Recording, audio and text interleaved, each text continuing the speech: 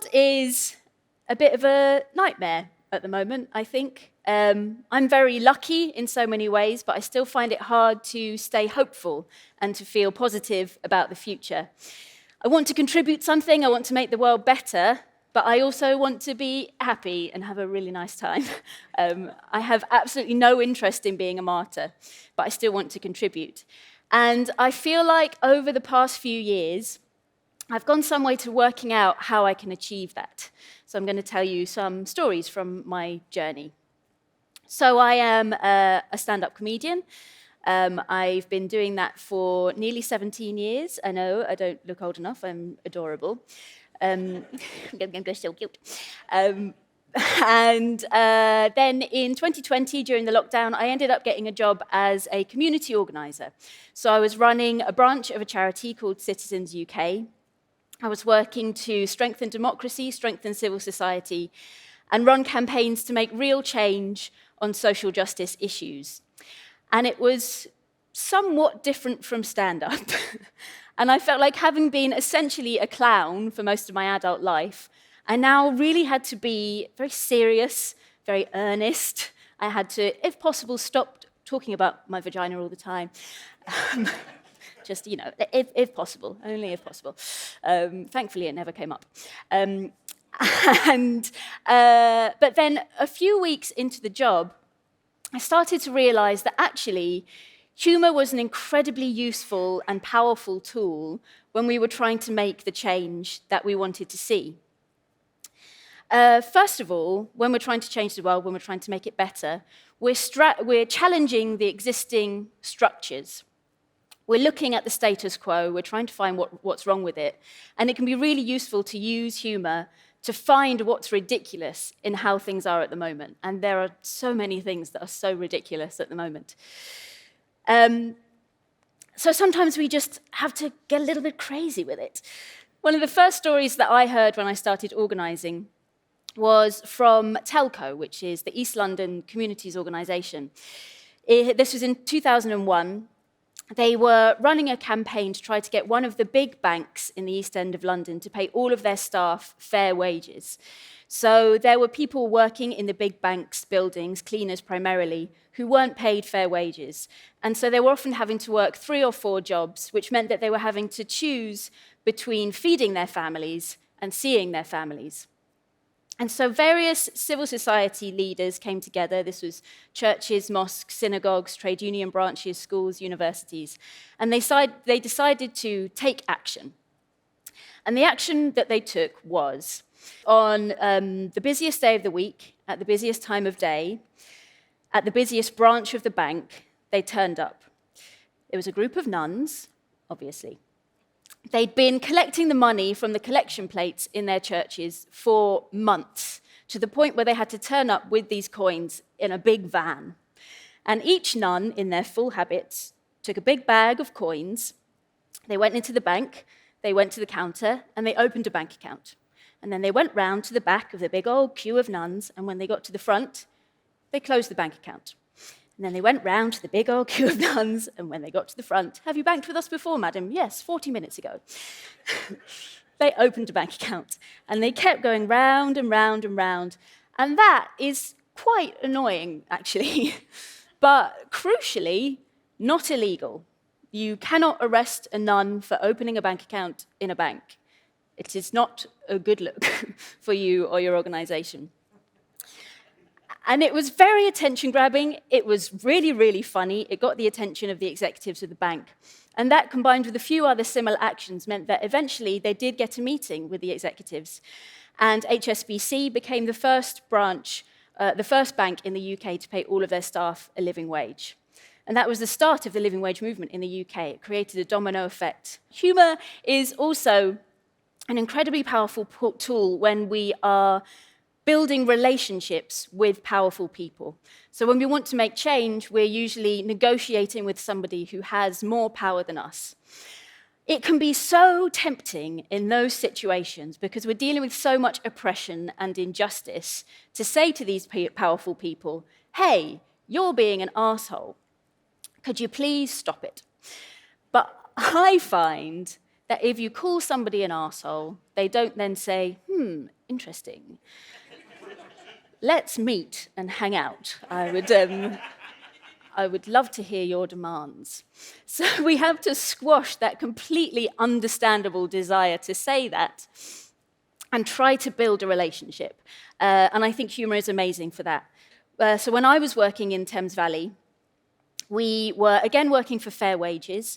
This was a living wage for social care, so carers working in the community were not being paid fair wages for the incredibly difficult and important work that they do. So again, we decided to do an action.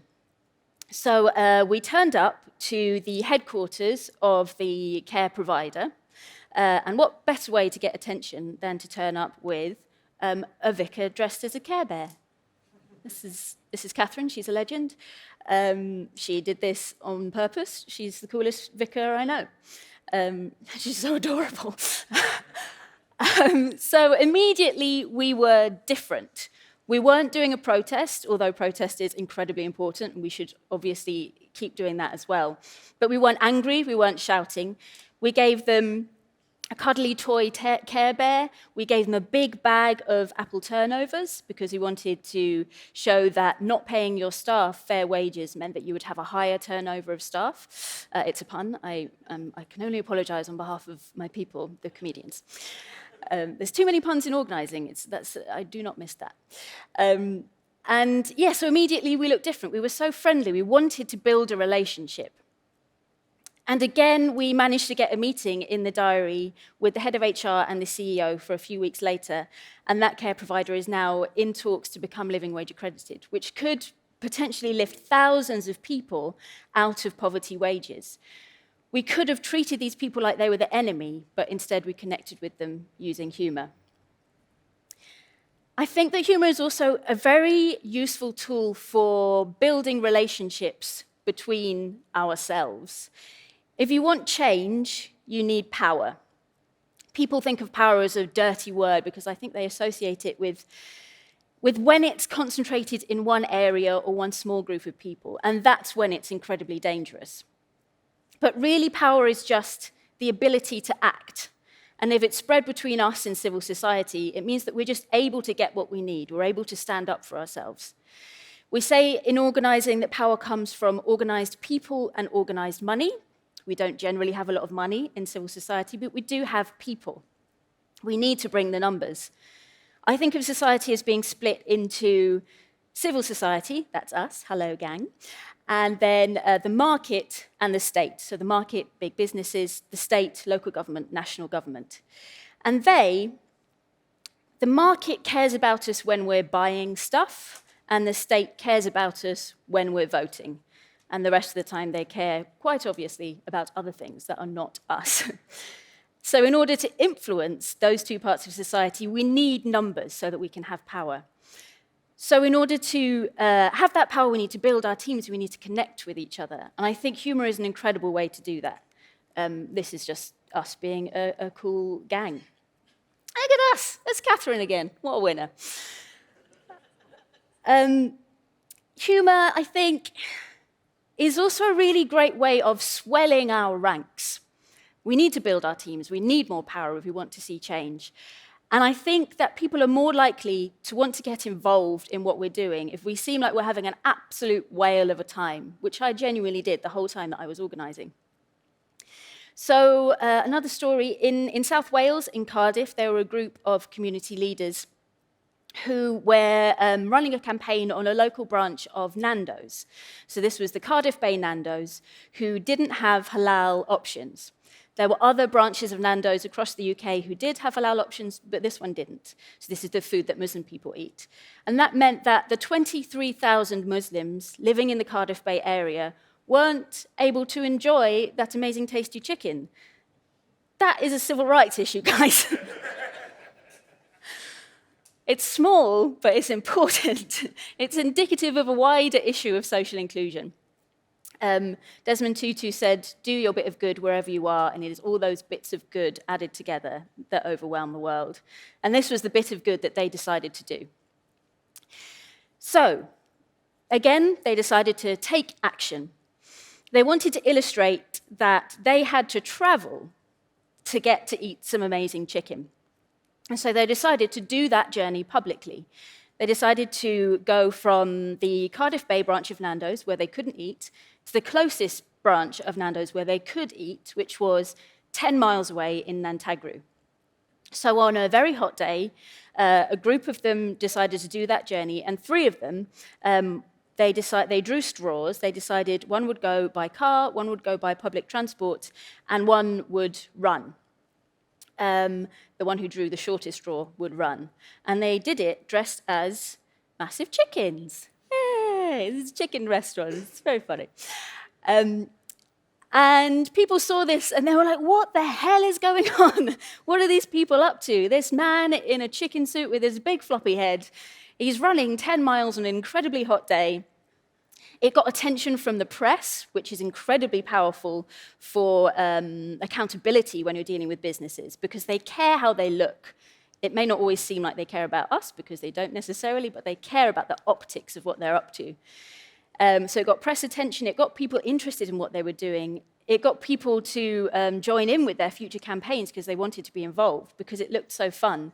And it also meant that a few weeks later, when they had their first meeting with the executives of Nando's in Wales, that they had more power in the room because they could point outside and they could say, we got so much public support by doing this frankly ridiculous thing. It's not just us that cares, it's the rest of the community that also care. So they had a meeting with them during Ramadan. They gave them Welsh cakes, which they couldn't eat because it wasn't sunset yet, and they assured them that they weren't poisoned. It's just that it's during the day and it's Ramadan. Don't worry, please eat the Welsh cakes. And then a few weeks later, they were able to break their fast in the Cardiff branch of Nando's by eating halal chicken. People have to want to do stuff, I think. And I think making things look fun is a way of appealing to people's self-interest to get them involved. I think, though, that the most important reason to use humour when we're trying to make the world better is, like I said at the start, I have no interest in being a martyr. I want to have a really good time. I don't think any of us should have to sacrifice our joy in order to make the world better. And if our hearts and our bodies and our minds are the tools that we're using to make the world better, we have to maintain our tools. And I think that in dark times, being happy and joyful is a true act of rebellion. Thank you very much.